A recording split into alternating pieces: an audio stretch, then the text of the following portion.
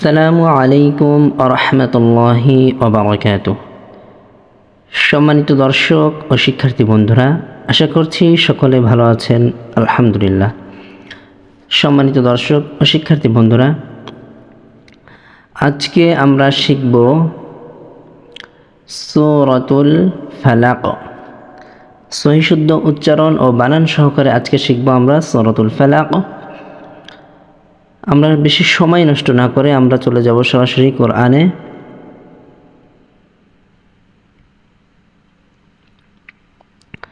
সম্মানিত দর্শক ও শিক্ষার্থী বন্ধুরা, আমরা দেখতে পাচ্ছি সূরাতুল ফালাক।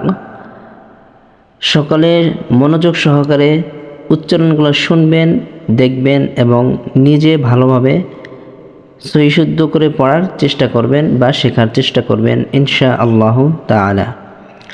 সম্মানিত দর্শক ও শিক্ষার্থী বন্ধুরা, পড়া শুরু করার আগে আরেকটা বিষয় বলতে চাই, সেটা হচ্ছে যারা আমাদের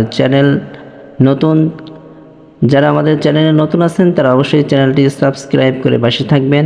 লাইক, কমেন্ট এবং শেয়ার করতে অবশ্যই ভুলবেন না, কেননা আপনার একটি শেয়ারের মাধ্যমে যদি অপর কোনো ভাই বা অপর কোনো বন্ধু সহিহ শুদ্ধ করে কোরআন শিখতে পারে এবং সে নিজে আমল করে, তাহলে সে আমল করে যে সওয়াবের অধিকারী হবে, আপনিও কিন্তু সেই পরিমাণ সওয়াবের অধিকারী হবেন, আলহামদুলিল্লাহ।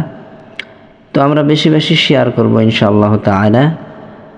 তো সকলে ভালো করে লক্ষ্য করি, সূরাতুল ফালাক মাদানিয়া, অর্থাৎ সূরা ফালাক মদিনাতে নাজিল হয়েছিল। أعوذ بالله من الشيطان الرجيم.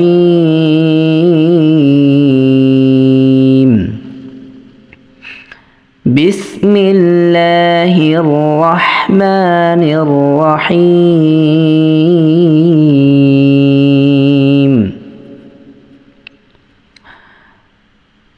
قاف لام পেশ قل, হামজা জবর আ, قل আ, আইন ও পেশ আউ, قل আউ।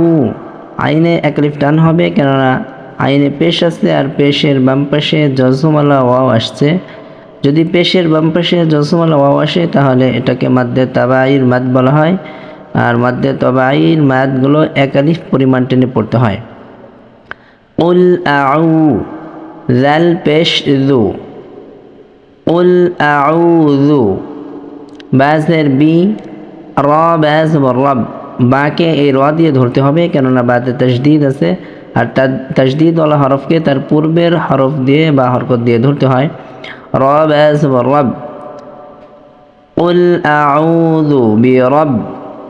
এই বা এই লামকে ধরবে, অর্থাৎ এই তাসদীদ ওয়ালা বায়ে যে হরকত আছে, জের আছে, এই জের দিয়ে এই লামকে ধরতে হবে, কেননা লামে সাকিন আছে। قل আউযু বিরব্বিল, ফা জবর ফা, লাম জবর লা, ফালা কফ জের কি, ফালাকি। قل আউযু বিরব্বিল ফালাকি। এখন যদি আমরা পুরো আয়াতটা রিডিং তেলাওয়াত করি তাহলে কেমন হবে বা কেমন করতে হবে লক্ষ্য করি। قل أعوذ برب الفلق. قل أعوذ برب الفلق. সম্মানিত দর্শক ও শিক্ষার্থী বন্ধুরা, আপনারা দেখতে পাচ্ছেন বা শুনতে পাচ্ছেন যে আমি কফে কলকলা করেছি। যখন রিডিং তেলাওয়াত করেছি তখন কিন্তু কফের এই জের পড়িনি, কেননা অক্ফের সময় যে হরফ থাকে সেই হরফের উপরে অক্ফ করলেই যথেষ্ট।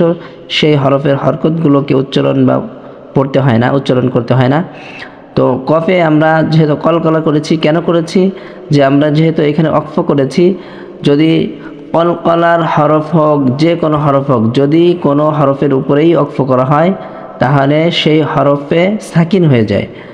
আর যদি সেই হরফটা হয় কলকলা হরফ, তাহলে অবশ্যই কলকলা করতে হবে, কেননা কলকলা হরফগুলো সাকিন অবস্থায় কলকলা হয়ে থাকে। তো যেহেতু অক্ফের কারণে কফে সাকিন হয়ে গেছে, এজন্য আমাদের কফে কলকলা করতে হবে। জেনে রাখা ভালো বা জেনে রাখা উচিত, কলকলার হরফ 5টি, কফ, ত, বা, জিম, দাল। তো আমাদের এখানে যেহেতু কফ চলে আসছে, আমরা এখানে অবশ্যই কলকলা করে নিব। যেমন আরেকবার বলে দিচ্ছি, কুল আউযু বিরাব্বিল ফালাক। সম্মানিত দর্শক, আমরা চলে যাচ্ছি পরবর্তী আয়াতে। মিম নুন জের মিন, শিন রা জবর শার, মিন শার। সূরা নাস যারা দেখেছেন বা শিখেছেন আমাদের এই চ্যানেল থেকে, তারা অবশ্যই এটা জেনে থাকবেন যে এরকম একটা শব্দ আছে, সেখানে আমি ভেঙে বলে দিয়েছিলাম যে মিম নুন জের মিন, এখানে কোনো গুন্না হবে না যখন আমরা বানান করব। কিন্তু যখন আমরা শিনকে পড়ে ফেলবো, অর্থাৎ শিন ও বানান করে রিডিং পড়ে নেব, যেমন শিন র জবর শার, তো যখন এতটুকু এখন আমাদের রিডিং পড়তে হবে মিং শার, তখন হচ্ছে নুনে গুন্না হবে।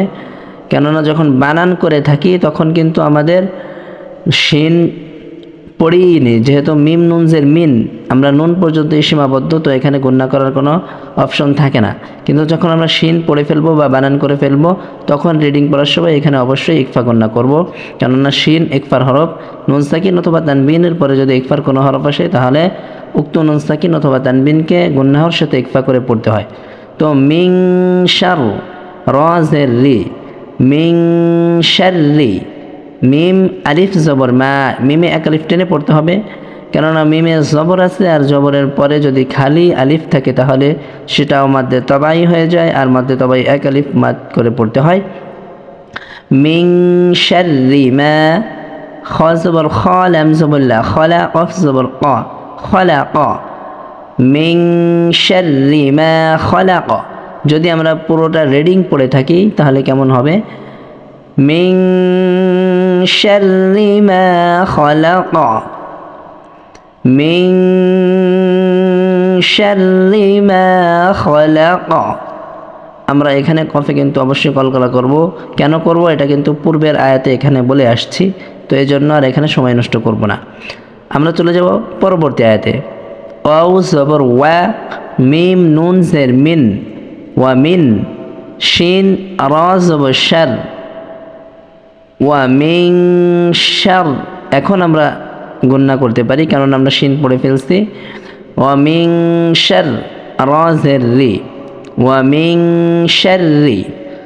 গইন আলিফ জবর গ, এখানে গইন অবশ্যই মোটা হরফ, মোটা করতে হবে, এবং গইনে জবর আছে, জবরের পরে খালি আলিফ আছে, অর্থাৎ জবরের পরে খালি আলিফ থাকলে যেমন মাদ করতে হবে, আমরা জানি যে আমি পূর্বেরটা বলে এসেছি, এই যেমন মিম আলিফ জবর মা এক আলিফ টান হয়েছে, সেম এইভাবে যে গইন আলিফ জবর গ, এখানেও এক আলিফ মাদ হবে।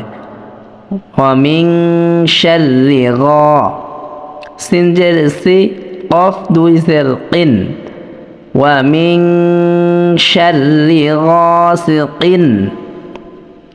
হামজা জের ই, জাল আলিফ জবর যা, ইযা, এখানেও জালে এক আলিফ টানতে হবে, কেননা জবরের পরে খালি আলিফ আসছে। ওয়া মিং শাররি গাসিকিন ইযা। আমরা চলে আসি এ পাশে। ওয়াও জবর ওয়া, কফ জবর ক, ওয়া ক, বা জবর বা, ওয়া ক বা।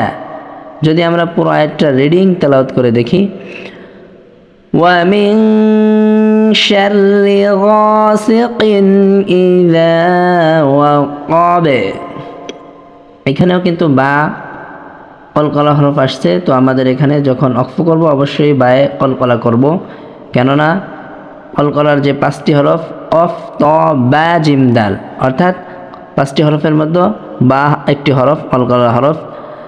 তো আমরা আবার একটু দেখি। ওয়া মিন শাররি গাসিকিন ইযা ওয়াকাব, ওয়া মিন শাররি গাসিকিন ইযা ওয়াকাব। সম্মানিত দর্শক, আমরা চলে যাব পরবর্তী আয়াতে। ওয়াও জবর ওয়া, মিম নুন জের মিন, ওয়া মিন, শিন রা জবর শার, ওয়া মিং শার। রা এই নুনকে ধরবে, কেননা এই নুনেও তাসদীদ আছে। রা নুন জের রিন, অবশ্যই এখানে ওয়াজিব গুন্না করতে হবে, কেননা নুনে অথবা মিমে যদি তাসদিদ হয় এবং তার পূর্বে যদি হরকত থাকে অর্থাৎ জবর জের পেশ থাকে তাহলে সেটা ওয়াজিব গুন্না হয় আর সেটাকে গুন্না করা অবশ্যই আবশ্যক। ওয়া মিন শাররিন, নুন এই ফাকে ধরবে, কেননা ফাতেও তাসদিদ আছে। তো নুন ফা জবর নাফ, ওয়া মিন শাররিন নাফ, ফা খারা জবর ফা, ওয়া মিন শাররিন নাফা, সা খাড়া জবর সা, খাড়া জবরগুলোতে এক আলিফ পরিমাণ করে টেনে পড়তে হবে, কেননা এগুলো মাদ্দে তবাই আর এগুলো এক আলিফ করে মাদ করতে হবে। ওয়া মিন শাররিন নাফাসা, তা জের তি, ওয়া মিন শাররিন নাফাসাতি, ফা এই লামকে ধরবে, কেননা লামে সাকিন আছে। ফা লাম জের ফিল, আইন পেশ উ, ফিল উ, কফ জবর ক, ফিল উ ক, দাল জের দি, ফিল উ ক দি। যদি আমরা রিডিং তেলাওয়াত করি তাহলে কেমন হবে? ওয়া মিন শাররিন নাফাসাতি ফিল উকাদ, অর্থাৎ দালে কলকলা হবে, দালটাও কলকলা হরফ। এখানে যেরকম কফ, এখানে কফ এবং এখানে বা, এইগুলো যেমন কলকলা হরফ কলকলা করেছি, এই দালটাও কলকলা হরফ, সেইভাবে দালেও কলকলা করতে হবে। আবার একটু দেখি রিডিং, ওয়া মিন শাররিন নাফাসাতি ফিল উকাদ। সম্মানিত দর্শক, আমরা চলে যাচ্ছি পরবর্তী আয়াতে। ওয়াও জবর ওয়া, মিম নুন জের মিন, ওয়া মিন, শিন রা জবর শার, ওয়া মিন শার, রা জের রি, ওয়া মিন শাররি, হা আলিফ জবর হা, হাতেও এক আলিফ টানতে হবে, কেননা জবরের পরে খালি আলিফ আসছে। ওয়া মিন শাররি হা, সিন জের সি, দাল দুই জের দিন, হাসিদিন, ওয়া মিন শাররি হাসিদিন, হামজা জের ই, দাল আলিফ জবর দা, ইদা, এখানেও এক আলিফ টানতে হবে। হা জবর হা, সিন জবর সা, হাসা, দাল জবর দা, হাসাদা, ইদা হাসাদা। যদি আমরা পুরো আয়াতটা রিডিং তেলাওয়াত করি, ওয়া মিন শাররি হাসিদিন ইযা হাসাদ, ওয়া মিন শাররি হাসিদিন ইযা হাসাদ। সম্মানিত দর্শক, আমরা যদি এক নজরে রিডিং পুরোটা রিডিং দেখি, قل أعوذ برب الفلق من شر ما خلق ومن شر غاسق إذا وقب ومن شر النفاثات في العقد ومن شر حاسد إذا حسد